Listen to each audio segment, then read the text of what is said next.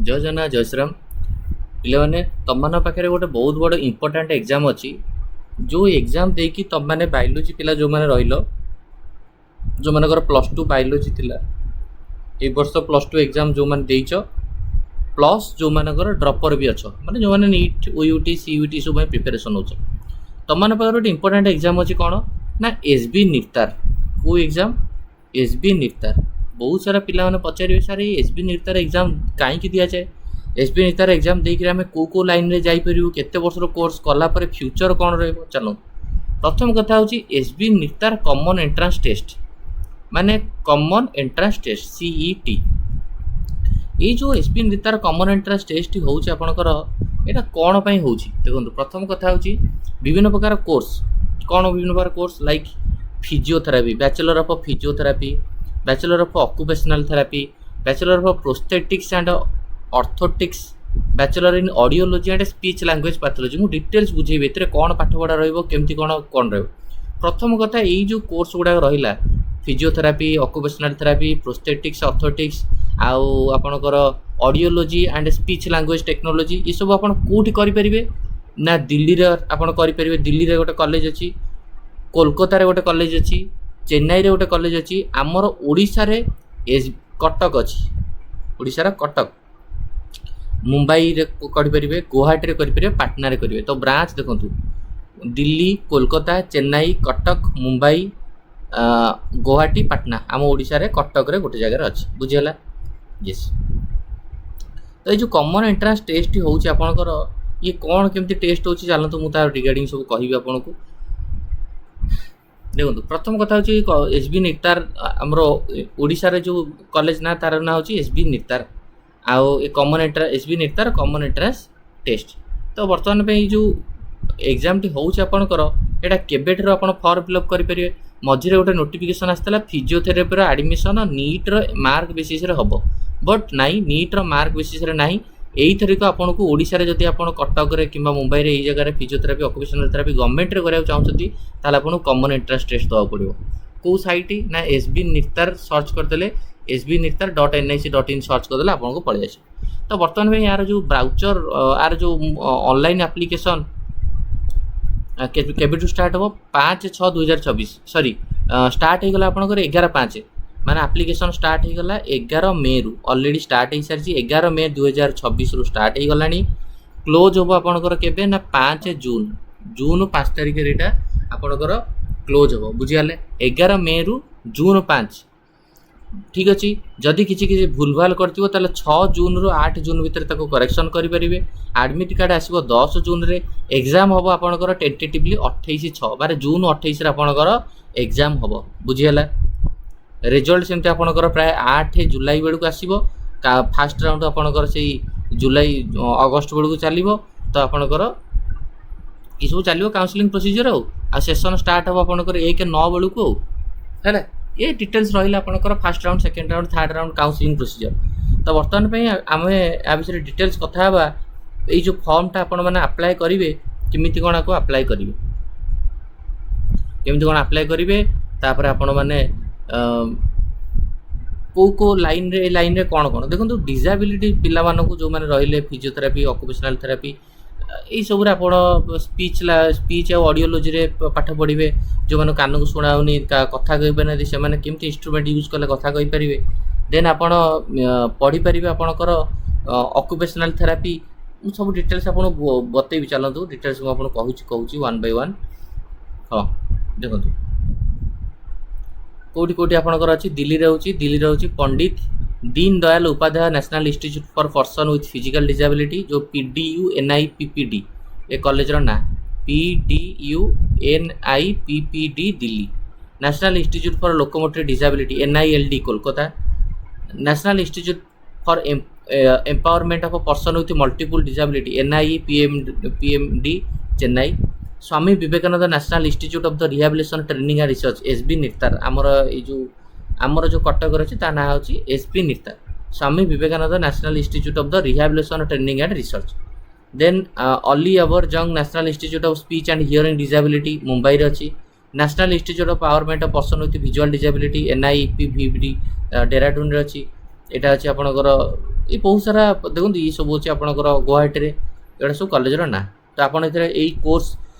Common entrance test देकरी आपण मैंने कौटी कौटी पढ़ी पारे तो मुझे देखली तापर रहा आपंकर नेक्स्ट आप कोर्स करेंगे भी कहली फिजियोथेरापी करेंगे ऑक्युपेशनल थेरापी करेंगे प्रोस्थेटिक्स ऑर्थोटिक्स ऑडियोलॉजी कौन फिजियोथेरापी रोचे कौन ना आप जानी विभिन्न प्रकार डॉक्टर माने जदि कौन बोन रि हो कि कार्टिलेज किसी हो कि कौन गोटे जगह डिस्फंक्शन है कि गोटे ट्रमा है कि गोटे मोबाइल भलसे मुवमेंट करें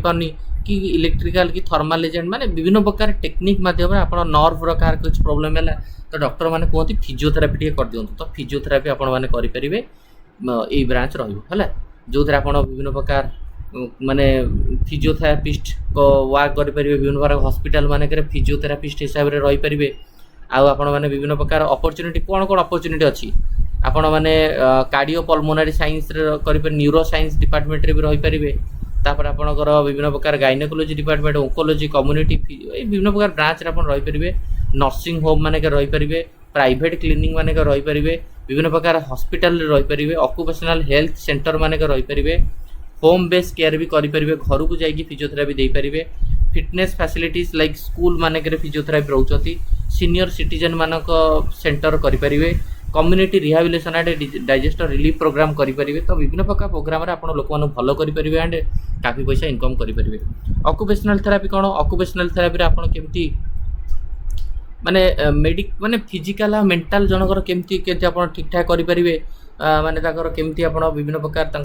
जन खेली पारनी ये करें जन देखी पारनी तो केमती कौन सब एक्सरसाइज हेरिका कले एक्टिविटी करके भल करेंगे से रिगार्डिंग आप ऑक्युपेशनल थेरापी जॉब अपॉर्चुनिटी आप थेरापिस्ट गवर्नमेंट और एनजीओ संस्था रही पारे सेल्फ एम्प्लॉयमेंट हो पारे बिजनेस करेंगे कंसल्टेंट हो पारे एडवाइजर हो पारे है इंडिया बाहर ये सब तापर प्रोस्थेटिक्स ऑर्थोटिक्स आप जानते हाथ गोड़ जो मानकर प्राय आर्टिफिशियल रिप्लेसमेंट माने आप हाथ नथिबो कार गोड़ नथिबो माने जो बुझिपार वार विक्टिम जो माने कार नथिबो से माने आपको आर्टिफिशियल लिंग देबे हाथ देबे आर्टिफिशियल गोड़ देबे देखिथिबो जो माने हाथ नहीं गोड़ नहीं आर्टिफिशियल हाथ लगी आर्टिफिशियल गोड़ लगी एगुड़ा सब आप हेल्प करेंगे यार पढ़ी सारा पर आप विभिन्न प्रकार जगह प्लेसमेंट पाइपर like prosthetics orthotics in rehabilitation centre मानक हॉस्पिटल मानक ट्रमा सेंटर मानक मल्टीनेशनल कंपनी मानक मल्टीनेशनल कंपनी रे मैन्युफैक्चर रही पारे केमती हाथ तैयारी करा गोड़ तैयारी करा आर्टिफिशियल एगुड़ा एकेडमिक इंस्टीट्यूशन रही पारे government and non government sector मानक भी रही पारे आ ऑडियोलॉजी एंड स्पीच पैथोलॉजी आपण माने जन को शुणा जाऊनी तो ताको हम केमती शुणई पारिया को मशीन लगे पारिया जड़ देखा जाऊनी केमती लगे ये सब रही पारिया ऑडियोलॉजिस्ट हिसाब से रही पारे नर्सिंग होम रे क्लिनिक मानक हॉस्पिटल मानक ऑडियोलॉजिस्ट विभिन्न प्रकार साउंड केमती लोक शुणी पार ये सब करें हियरिंग रे जड़े देखी पारुनी कि जड़े कथा कही पारुनी स्पीच रे भी रही पारे आप बुझीगला यस तो आपड़ ये देखो पंडित दीनदयाल जो दिल्ली रे अच्छी ये आप प्राय यहाँ कॉलेज 1976 रो कॉलेज यहाँ आप आराम से पढ़ी पारि माने पढ़ी पारे आपणकर कोलकाता भी यहाँ रहा भल सेंटर अच्छी चेन्नई रे अच्छी आमर ओडिशा रे एसबी दीतार अच्छी मुझे सब डिटेल्स देखी केते वर्षर कोर्स प्रोग्राम रहिबो कौन रहिबो चलते ये जो आप कोर्स टी आप करेंगे एथिरे आप फिजियोथेरापी देखो दिल्ली रे अच्छी physiotherapy occupational therapy prosthetics orthotics तो आप देखो फिजियोथेरापी ऑक्युपेशनल थेरापी हूँ 4 वर्षर पाठ पढ़े गोटे वर्ष इंटर्नशिप रही आ प्रोस्थेटिक्स ऑर्थोटिक्स हूँ 4 वर्षर पाठ पढ़े 6 मासर इंटर्नशिप रही कोलकाता से फिजियोथेरापी ऑक्युपेशनल थेरापी ऑस्थेटिक्स अच्छी चेन्नई रे आम कटक ओडिशा रे देखो ओडिशा आपणकर अच्छी yes this one physiotherapy occupational therapy 4 वर्षर रहिबो फिजियोथेरापी पाठ पढ़े वर्षे इंटर्नशिप करेंगे प्रोस्थेटिक्स ऑर्थोटिक्स रे 4 वर्ष पढ़े 6 मास इंटर्नशिप रही पारे आम ओडिशा रे भी अच्छी audiology and bachelor in audiology and speech language pathology एथरे भी रही पारे 4टा कोर्स आम ओडिशा रे अच्छी सबुते आम पढ़ी पारे प्रोस्थेटिक्स ऑर्थोटिक्स केवल 4 वर्ष पढ़े 6 मास इंटर्नशिप ना आउ सब 4 वर्ष पढ़े गोटे वर्ष इंटर्नशिप माने 5 वर्षर कोर्स ड्यूरेशन रही ताले केमिति कोन आर एग्जाम हम डेट हम 28 जून रे आपनकर टेंटेटिवली डेट होची एग्जाम हे बारे आ आपनकर एग्जाम आपनकर केमिति हम देखतो ना entrance will be 120 minute 120 minutes exam हम बा 2 घंटार एग्जाम हम multiple choice question plus two syllabus पड़ो है। देखो केमती कौन हम ना फिजिक्स आपंकर पचार 30टा क्वेश्चन, केमिस्ट्री 30टा क्वेश्चन, बायोलोजी 30टा क्वेश्चन, जनरल टेस्ट 110टा क्वेश्चन। तो टोटाल 120 माने मिनिट रे 100टा क्वेश्चन बजार है। कौन से नेगेटिव मार्किंग ना, नेगेटिव मार्किंग ना, यहाँ हूँ गोल्डन अपॉर्चुनिटी तुम मान बुझीगला। तो 120 मिनिट रे क्वेश्चन केतेटा ना 100टा क्वेश्चन 100 मार्क रो एग्जाम दब, नेगेटिव मार्किंग ना बुझीगला। 4टा पार्ट रहा आउ 17 वर्ष आपको होता दरकार 31 डिसेम्बर 2026 सुधा। आपण मानकर अपर एज लिमिट कौन से ना आपण मैंने अप्लाई करें बुझीगला। मिनिमम आपंकर प्लस टू रे 50% स्कोर थी दरकार, मिनिमम 50% स्कोर थी आपण मैंने पकई पारे बुझीगला।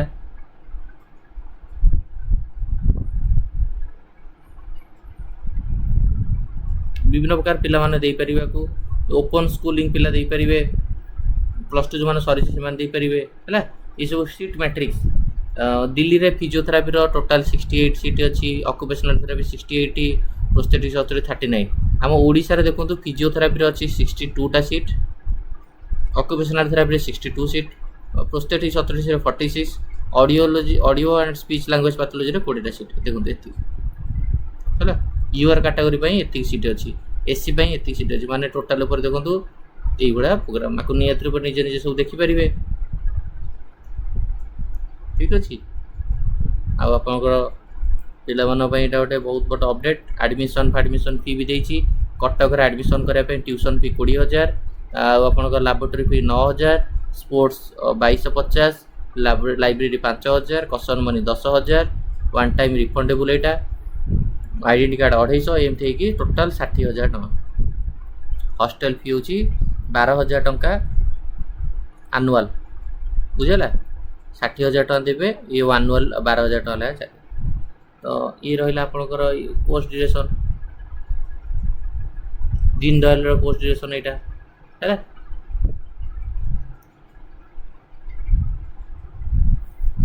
कटक आपको कहीदेली ये सब विभिन्न प्रकार जगार कोर्स मैंने बहुत कम पैसा आप पढ़ी पारे। तो प्रथम रजिस्ट्रेशन करेंगे, रजिस्ट्रेशन कलापर आपर विभिन्न प्रकार फोटो अपलोड करेंगे, सिग्नेचर देवे, थंब इंप्रेशन देवे, सर्टिफिकेट डॉक्यूमेंट करेंगे, पेमेंट देवे, तापर आपंकर ट्रांजैक्शन हो। पेमेंट केते टका लागिवो? जनरल ओबीसी ईडब्ल्यूएस पिला माने 1500 टका, एससी एसटी फिजिकल हैंडिकैप्ड माने 1100 टका लागिवो। ठीक अछि। तो आई होप नियत ऊपर आपको बुझा पड़ो जहाँ जहाँ मुझे कहली। तो पिला माने तुम मैंने जो मैंने इंटरेस्ट अच्छे नियत पकई पार। ये वीडियो गेट करवा। थैंक यू, धन्यवाद।